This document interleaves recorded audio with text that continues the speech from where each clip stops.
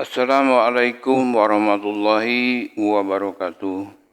Berjumpa kembali bersama konsep kehidupan channel sahabat seiman dan setanah air di mana saja berada. Mudah-mudahan sehat walafiat dan selalu dalam lindungan Allah Subhanahu wa taala. Amin ya rabbal alamin. Sahabat seiman dan setanah air di mana saja berada. Pada kesempatan ini saya akan membahas tentang Habib Rizik Syihab dengan Bang Haji Rhoma Irama. Di mana pada beberapa hari yang lalu sebelum ada podcast atau sebelum masalah nasab ini ramai, Haji Rhoma Irama berniat mengundang Robito Alawiyah atau pihak Ba'alawi, akan tetapi tidak menghadiri undangan Rhoma Irama dalam podcastnya.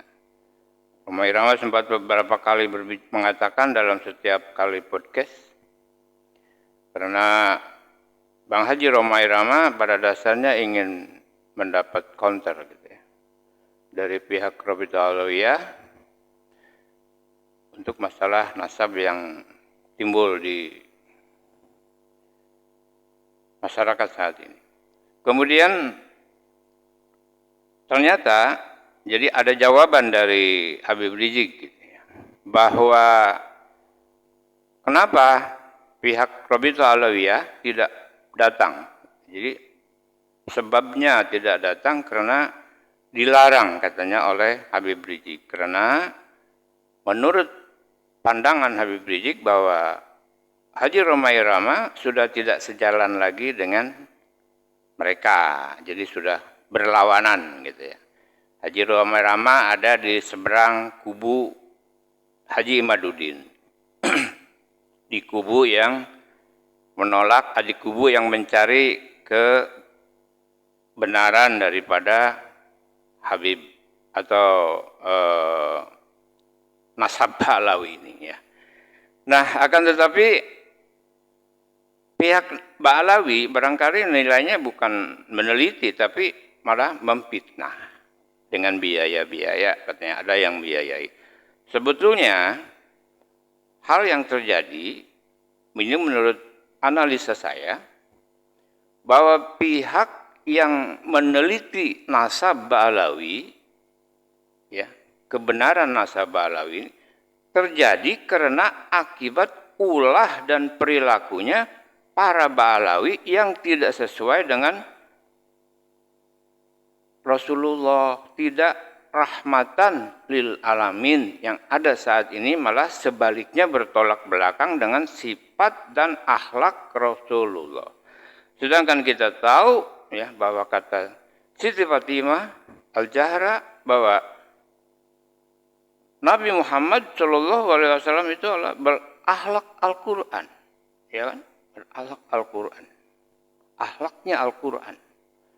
Nah, untuk itu karena bertolak belakang, tidak sesuai dengan panutan Nabi Muhammad Shallallahu Alaihi Wasallam, tidak sesuai dengan Al-Quran, tidak sesuai dengan hadis-hadis Shallallahu Alaihi Wasallam, maka pihak ulama dan kiai di Indonesia yang tidak mau merasa direndahkan dan melihat tingkah laku Ba'alawi yang seperti itu, mencari kebenaran. Sebab timbul pertanyaan, kok keturunan Nabi seperti itu, kok mengaku cucu Nabi akhlaknya seperti itu, kok kelakuannya seperti itu, kok sampai marah-marahin kiai diucapkan ulama disebut apa? Ulama anjing, ulama tikus, ulama curut. Nah, itu kan maki-maki namanya. Sedangkan kita tahu Rasulullah Shallallahu Alaihi Wasallam tidak seperti itu. Nah, dari itulah, dari kesombongan dan keangkuhan serta sifat-sifat itulah, maka ulama dan kiai Indonesia mencari tahu kebenaran daripada nasab Ba'alawi itu sendiri, yang alhasil berdasarkan hasil penelitian yang dilakukan oleh Imaduddin, Kiai Haji Imaduddin dan rekan-rekan didukung oleh ahli filologi dan ahli tes DNA, ya ternyata hasilnya sampai saat ini yang benar adalah secara genetik tidak mustahil tersambung kepada Rasulullah Ba'alawi itu.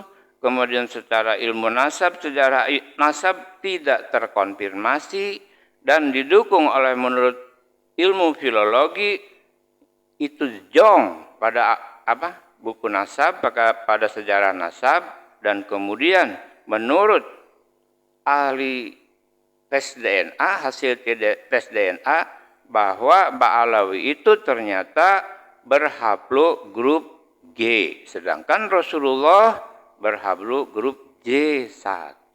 Maka dengan demikian pihak peneliti memutuskan bahwa Ba'alawi bukan keturunan Rasulullah Shallallahu Alaihi Wasallam.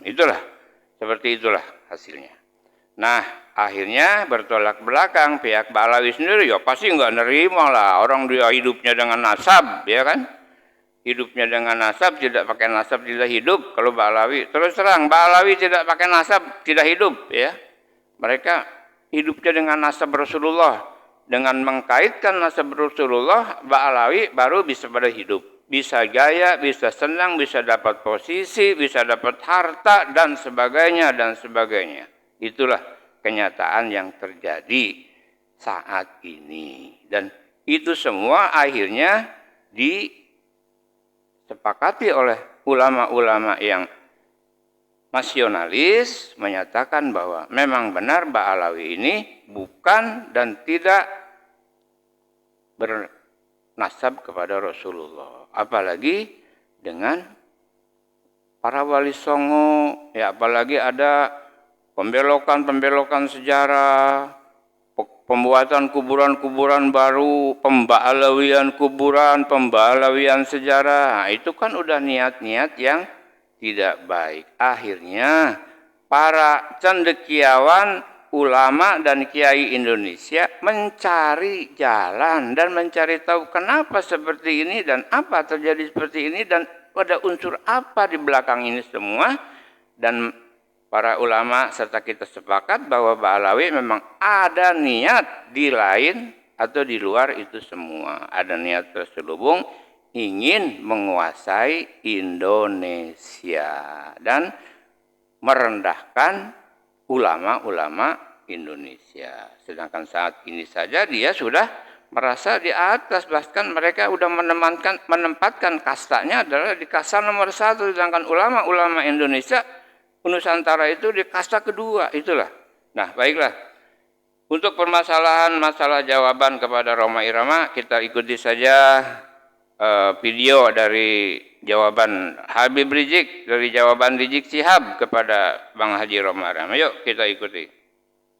Kesempatan ini saya hanya ingin menggarisbawahi saja yang tadi sudah disampaikan di bagian akhir daripada pelajaran oleh Habib Hanif. Habib Hanif dengan tangkas dan cerdas, saudara, sudah menguraikan kepada kita tentang persoalan nasab. Jadi memang saat ini fitnah nasab ini, saudara, sepertinya sengaja disebarluaskan untuk memecah belah umat, ngadu domba habaib dan kiai, saudara. Dan sepertinya juga memang ini ada yang modali semua ini, saudara. Nah, karena itu kita harus waspada. Jadi kalau dalam kitab fikih, saudara, kalau bicara penetapan nasab anak yang baru lahir, itu tentunya yang pertama adalah al-walad lil firash. Jadi anak itu, saudara, kita bisa tetapkan nasab anak siapa kalau kita sudah sama menyaksikan ada ibunya, ada bapaknya, nikah, kemudian istrinya hamil melahirkan. Itu sudah sabit nasab, saudara. Atau dengan kesaksian, kita nggak lihat nikahnya, saudara, tapi dengan kesaksian orang-orang dipercaya bahwa mereka memang suami istri dan seterusnya, saudara. Nah, jadi ada ikrar. Nah itu kalau untuk orang-orang yang baru lahir ya ikhwan. Tapi bagaimana kalau yang nasabnya itu sudah turun-temurun? Nah kalau nasabnya itu sudah turun-temurun, saudara, nah maka dalam fikih itu disebutkan ada dua cara. Yang pertama adalah asyuhrah. Nah, jadi kalau dia sudah masyhur, dia itu keturunan siapa, jangan coba-coba untuk kita bantah. Dan ini berlaku bukan di bangsa Arab saja, seperti umpamanya di bangsa Indonesia, seperti di Sumatera Utara umpamanya, di sana ada marga-marga, ada Nasution, Nenggolan, Siahaan, Lubis, saudara. Nah kalau memang mereka punya nasab dari keluarga-keluarga marga-marga tersebut, saudara, nggak boleh kita bantah. Dia sudah Nasution, ya akui dia Nasution. Nah, jadi jangan coba-coba, wah ini Nasutionnya mesti diperiksa dulu, di DNA dulu. Nggak ada itu, saudara. Nah jadi kalau memang dia sudah mengakui, masyarakatnya juga sudah mengakui, oh ya ini anaknya sefulan, dia marganya Nasution. Atau masyarakat di Sipuhuan itu banyak marga Lubis, saudara, oh ya ini memang turunannya, nasabnya dia dari keluarga besar Lubis. Jangan coba-coba dibantah, saudara, kita nggak punya hak. Nah kalau kita ngebantah itu namanya at-ta'an fin nasab, menyerang nasab orang. Nah Nabi mengatakan di antara salah satu perbuatan yang merupakan kufrun billah adalah at-ta'an fin nasab, menyerang nasab ya ikhwan. Nah kemudian tadi sudah saya sampaikan ada cara pertama syuhra, yang kedua istifadah.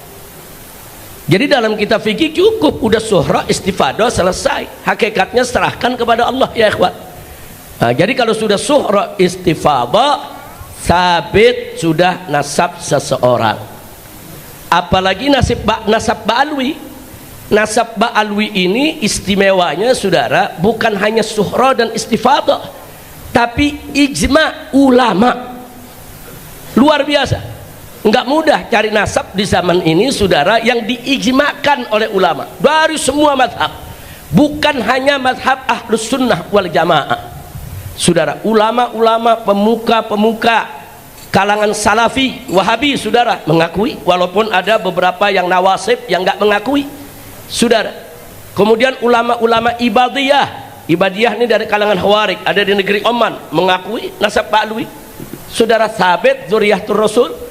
Begitu juga ulama-ulama Syiah, saudara, di Irak, di Iran, semua mengakui bahwa nasab ba'alwi itu adalah dzurriyyatur Rasul, saudara. Dan ulama-ulama Ahlus Sunnah seperti Ibn Hajar, Imam Sakhawi dan lain sebagainya, semua sudah mengakui. Bahkan saat ini, saudara, ulama-ulama besar seperti Syekh Ali Jum'ah di Mesir mengakui nasab ba'alwi. Bahkan ketika beliau ditanya, beliau jawab nasab ba'alwi ini sabit bil ijma', saudara. Nah, nggak sampai di situ, bahkan ulama-ulama Indonesia, saudara, seperti Buya Hamka mengakui ba'alwi itu dzurriyyatur Rasul. Nah, jadi ada apa ini tiba-tiba kelompok mau korek-korek nasab dan menafi nasab, dan dengan sombongnya mengatakan walaupun ulama sedunia sudah mengakui, saya tetap tidak mengakui. Itu namanya anid, keras kepala, saudara, sombong, angkuh. Nah kalau sudah seperti ini, saudara, sudah tidak perlu diajak diskusi lagi. Nah karena prinsipnya walaupun ulama sedunia mengakui, saya tetap tidak mengakui, ya mau buat apa lagi diajak diskusi. Nah jadi ini yang perlu kita jelaskan. Jadi apa yang disampaikan oleh Habib Hanif di mimbar-mimbar, saudara, di majelis-majelis, di mana tempat, saudara, itu sudah sangat luar biasa. Nah kelompok-kelompok ini, saudara, sebagaimana tadi yang disampaikan oleh Habib Hanif, mereka sudah melakukan rasis. Rasis ini dilarang oleh undang-undang internasional. Bahkan dalam undang-undang Indonesia pun dilarang bersikap rasis, saudara. Nah, bersikap rasis seperti menghina suku orang, menghina nasab orang, menghina satu golongan kelompok, saudara, ditindas, itu rasis. Sikap rasis dan fasis, saudara, dilarang bukan hanya oleh negara Islam. Negara-negara kafir sedunia semua melarang. Nah, begitu juga Perserikatan Bangsa-Bangsa. Jadi undang-undangnya jelas, rasis ini tidak boleh.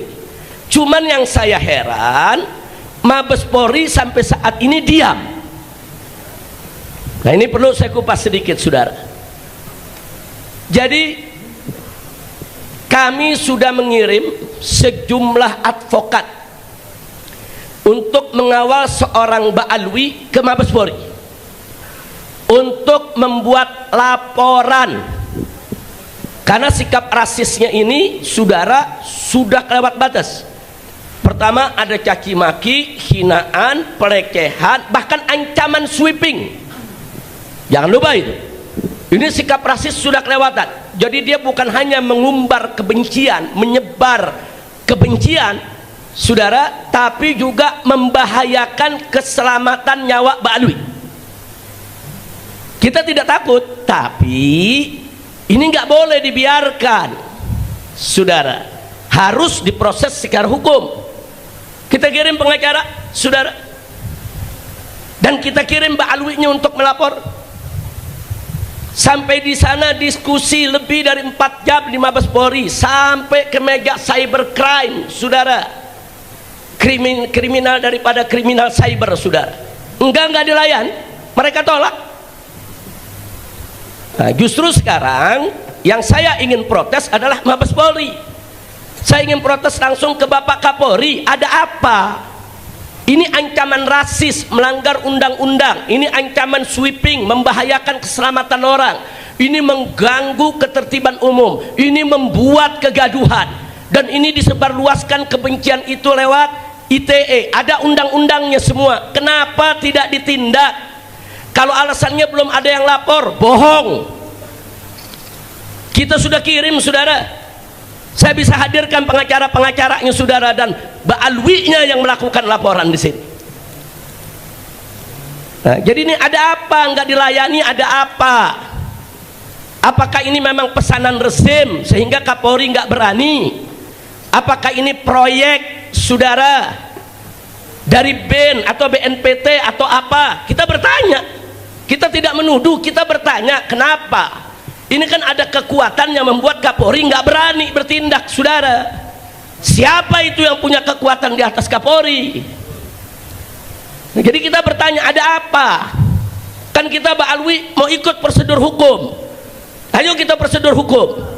Saudara, ditolak. Saudara, dengan berbagai macam cara. Pertama, begitu melapor, apa dia bilang? Wah, ini Ba'alwinya ini yang mau melapor harus ada surat tugas dari Robitoh Alawiyah. Ada urusan apa surat tugas dari Robitoh Alawiyah? Dia melapor atas nama dirinya, seorang Ba'alwi yang diancam. Tidak ada urusan dengan Robitoh Alawiyah. Dan dia datang sebagai pribadi Ba'alwi, bukan atas nama Robitoh Alawiyah. Setelah berdebat, apa kata mereka? Wah, ini kan laporannya laporan menyangkut ITE. Ada rekaman, ya kita minta dari kepolisian untuk ditranskrip dulu. Baik, pengacara kita kerja langsung transkrip itu ucapan di situ juga, saudara. Nah, setelah itu ada lagi, saudara, wah ini sulit dibuktikan. Ini harus beginilah, harus begitulah. Sampai akhirnya dipertemukan naik lantai 15 atau 16 itu di Mabes Polri, tempat cybercrime. Diterima kok oleh kepala bagian di sana. Saudara, berdebat. Ujung-ujungnya mereka minta, ya sudah hadirkan saja nih. Ini kan mesti ada saksi bahasa, ini mesti ada saksi agama, ini mesti ada saksi ahli ini, ahli itu. Saksi-saksi itu tugas polisi dalam penyelidikan dan penyidikan, bukan tugas pelapor. Jadi saya bingung, kok jadi BAP saksi-saksi ahli, saudara, diminta dari pelapor. Sejak kapan? Saya ini udah berkali-kali ngadepin pengadilan, sudah berkali-kali di BAP, sudah berkali-kali di penjara, sudah berkali-kali di sidang. Kita tahu itu cara kerjanya, saudara. Jadi bukan pelapor itu yang diminta, sediakan ini, sediakan itu. Terus terang saja, maaf Pak, kami nggak berani ini untuk terima laporan ini karena atasan kami nggak kasih. Siapa atasannya?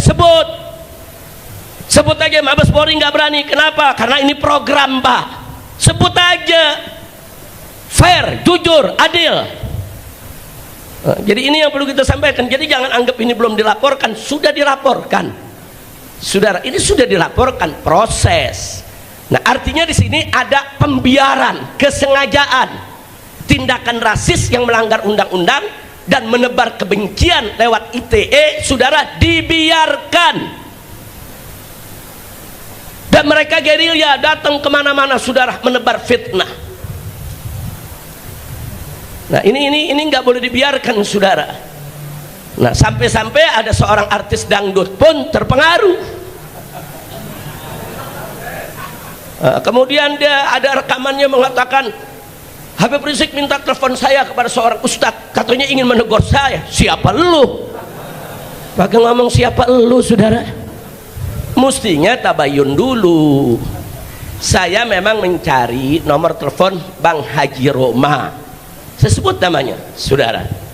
Kenapa? Karena beliau sahabat saya. Saya kehilangan nomor karena apa? Karena saya punya handphone memang nomor-nomor lama udah hilang semua saudara. Saya cari, saya mau komunikasi. Nah, yang namanya sahabat, watawasau bil haqqi watawasau bis sabar saudara. Akhirnya saya dapat itu nomor dan saya kontak. Saya dalam mobil, di depan saya supir saya Haji Ahmad Sarkasi, di samping saya istri saya. Artinya mereka-mereka ini jadi saksi apa yang saya bicarakan saudara.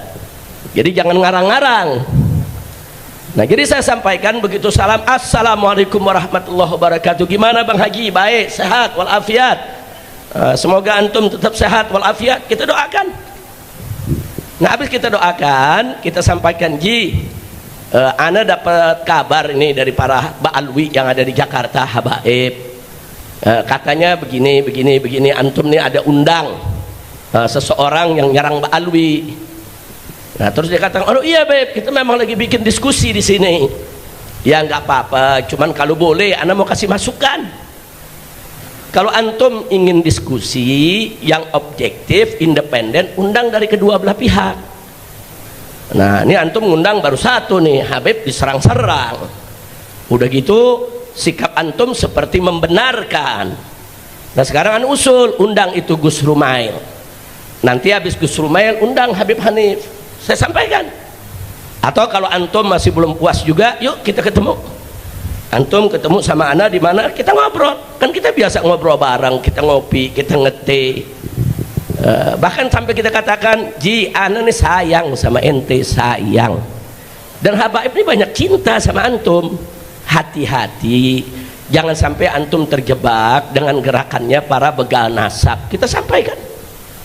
Kita sampaikan kenapa kita sebut begal nasab begini Ji dalam telepon. Cuma ini di telepon gak enak Ji. Kalau kapan kita mau ketemu, ayo ane jelasin. Ente mau kitab apa kita jelasin.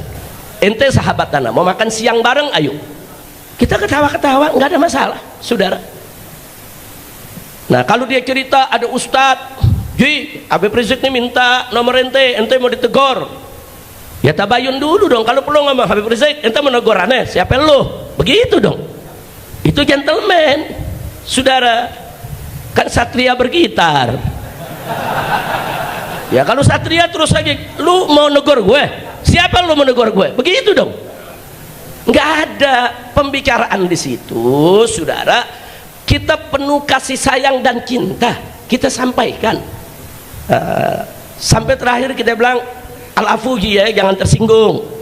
Ini aneh cuman memberikan masukan. Mudah-mudahan Allah selamatin antum, Allah jaga antum. Kita doain segala macam doa. Ada istri aneh jadi saksi di samping aneh. Ada supir aneh di depan aneh, saudara yang ikut mendengarkan saudara. Nah akhirnya usul kita diterima. Ya beb, kebetulan sebetulnya Gus Rumail tuh sudah aneh jadwal juga, udah untuk diundang Habib besok. Ya baguslah. Nah besoknya Gus Rumail datang, saya dengarkan itu pertanyaan-pertanyaannya. Ternyata pertanyaannya kurang substantif. Jadi pada saat dia bicara dengan grup gengnya begal nasab, bicaranya substantif, diatur sedemikian rupa sehingga ada serangan-serangan terhadap Pak Alwi. Tapi giliran nanya Gus Rumail tidak substantif, saudara. Sehingga datar begitu aja. Kan Gus Rumail menjawab sesuai pertanyaan saudara. Kan pertanyaan bisa diatur. Pertanyaan itu dalam teknik dialog, kadang-kadang ada pertanyaan itu dibuat memang untuk mengarahkan orang. Ini polisi paling jago nih soal begini nih. Saya tahu polisi paling jago. Kalau BAP orang ditanya begini, sampai ke korek ya kawan. Saya udah hafal itu tuh, karena kita udah berkali-kali di BAP, saudara. Itu namanya pertanyaan mancing, saudara, untuk kepentingan si polisi. Nah, sekarang saya lihat pertanyaan yang diajukan oleh Roma seperti itu, mancing hanya untuk kepentingannya dan kepentingan geng begal nasab. Nah, saya mulai kecewa. Hari berikutnya dia undang Imad, saudara, bin Sarman. Dia undang lagi dari grup sana, saudara. Nah, begitu saya lihat sudah tidak objektif, dia berpihak. Dan saya cek, kenapa ya kok bisa berpihak? Ada apa ya? Kan dia sahabat kita, orang baik. Nah, begitu saya selidiki, ternyata dia dapat nasab dari geng begal nasab. Oh, pantes. Belakangan dilantik jadi anggota geng nasab, begal nasab, saudara. Wah, dapat panji lagi bendera. Nah, jadi begitu saya lihat, oh, pantes. Akhirnya saya sampaikan, saudara, ke teman-teman di Robito, jangan terima undangannya.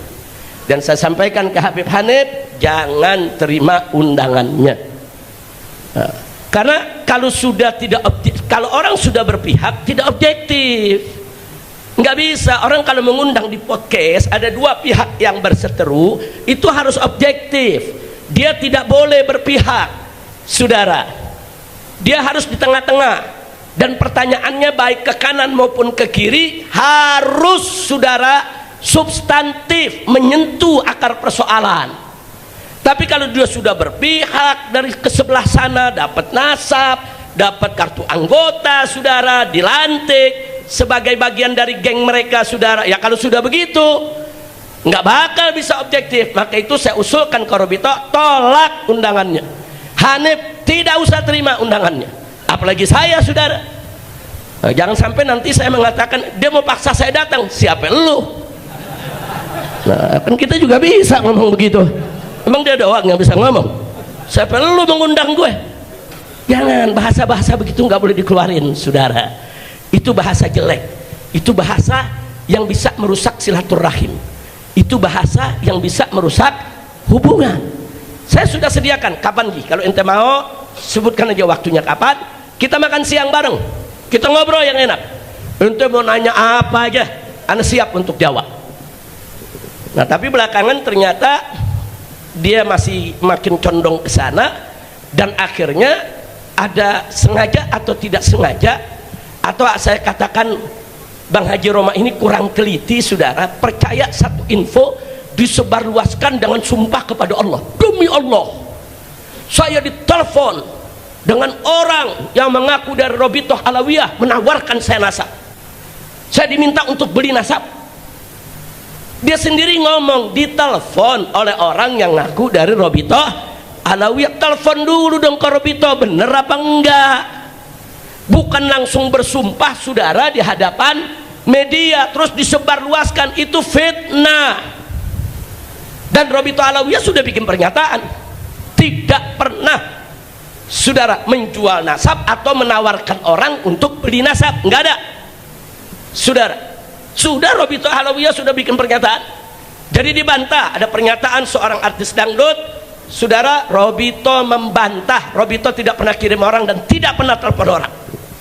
Nah, jadi siapa itu yang telepon? Mestinya tabayun dulu ke Robitoh. Habis tabayun, oh ternyata enggak, telepon lagi tuh orang, bajingan lu ngebohong, ngaku-ngaku dari Robitoh, begitu dong. Itu baru satria bergitar. Kira-kira jelas gak? Habib Hanif paham, Habib Hanif ya? Kan satria, betul? Tanya tabayun, saudara. Nah, sampai akhirnya orang geger di mana-mana, saudara. Nggak boleh. Bang Haji, ini di rekaman ini saya mau sampaikan, ente tuh kawan ana, sahabat ana sayang ente, ana cinta ente. Kalau ente ingin ngajak diskusi orang-orang yang berseteru dalam soal nasab, berimbang. Entenya juga mesti objektif, jangan ikut dulu dong ke geng mereka. Kalau ente udah jadi anggota dilantik oleh mereka gimana? Kalau ente udah dapat nasab dari mana, dari mereka bagaimana? Ente nggak bisa objektif. Nah, jangan nanti, saudara, akhirnya ujung-ujungnya kita semua diundang hanya untuk narik follower aja. Nah, ini kan urusannya kan YouTuber bawaannya menarik follower aja, mau salah mau bener yang penting follower banyak. Kadang-kadang ada orang gara-gara follower lera tuh mandi di lumpur, mandi kotoran, ada yang aneh-aneh gara-gara untuk apa tuh? Follower. Kenapa sih bisa begitu? Karena makin banyak follower makin banyak duit yang masuk dari YouTube. Janganlah. Nah, yang begitu-begitu jangan kita lakukan. Jangan hanya sekedar untuk menarik follower terus bikin gaduh di tengah-tengah masyarakat. Dan ada lagi satu yang saya sesalkan, dia menyampaikan bahwa Ba'alwi ini punya doktrin sesat. Dari mana? Kalau ini pernah saya bantah, saya enggak sebut namanya, saudara, saya bantah. Jangan bilang Ba'alwi ini karena ini geng-geng begal nasab, saudara, mereka menyebarkan fitnah. Mereka bilang apa? Ba'alwi ini punya doktrin sesat. Dia itu mendoktrin anak-anaknya, keluarganya di kalangan Ba'alwi itu kalau nenggak minuman keras nggak apa-apa karena dia turunan Nabi. Kalau zina nggak apa-apa, kalau judi nggak apa-apa. Dari mana? Saya ini Ba'alwi, guru-guru saya banyak dari kalangan Ba'alwi dan banyak dari kalangan kiai, saudara. Keluarga besar saya Ba'alwi, dari datuk saya, kakek saya, bapak saya, paman-paman saya, guru-guru saya. Nggak ada yang mengajarkan kami, hei ente keluarga Nabi boleh maksiat sesuka hati. Nggak ada, saudara. Kalau ada seorang yang ngaku Habib terus perilakunya tidak beres, itu kan urusan pribadi dia. Jangan langsung dibilang itu doktrin habaib. Nggak bisa begitu dong, saudara. Apa kalau ada 1, 2, 3 orang Jawa, saudara, mencuri terus kita katakan doktrin masyarakat Jawa mencuri itu boleh? Nggak begitu dong. Masyarakat Jawa itu punya tata krama tinggi, nggak ada itu ajaran-ajaran yang merusak, saudara. Betul? Apa boleh kalau ada satu orang Betawi, saudara, atau satu orang Sunda dia berjudi, saudara, kemudian kita katakan doktrin masyarakat Betawi harus berjudi? Ada begitu? Nggak ada. Itu si pribadi yang bejat, yang rusak. Nggak ada urusan sama suku, nggak ada urusan sama keluarga, nggak ada urusan itu, saudara, dengan budaya seseorang. Nah, ini yang perlu diluruskan. Kita nggak mengatakan semua habaib itu bagus, enggak. Oknum-oknum habaib juga banyak yang rusak, yang judi, yang nenggak minuman keras, saudara, ada. Siapa bilang enggak, saudara? Yang ngaku turunan Nabi, yang berzina, yang mencuri, ada. Siapa yang bilang mereka tuh kayak malaikat, nggak dosa sama sekali? Nggak ada, saudara. Tapi jangan perbuatan pribadi-pribadi tersebut langsung dirangkumkan, saudara, disebarluaskan di tengah masyarakat. Inilah doktrin habaib. Sampai mereka datang ke MUI, mereka kumpulkan berita-berita tentang oknum-oknum habaib yang rusak, disatukan, dibawa ke MUI. Dia minta supaya MUI ini menyatakan habaib ini, Ba'alwi ini sesat. Dia minta supaya Robito Alawiyah itu dibubarkan. Ada apa, saudara? Ini kalau bukan gerakan politik yang praktis, strategis, saudara, ini nggak mungkin terjadi. Makanya mudah-mudahan rezim ini segera lengser, saudara. Jadi di pemerintahan baru yang akan datang ini harus kita benahi dan harus kita usulkan kepada pemerintah baru yang akan datang agar begal-begal nasab, buzzer-buzzer yang kerjaannya hanya ngadu domba umat, bikin gaduh, semua ditindak secara hukum. Setuju? Takbir. Shallu ala Nabi.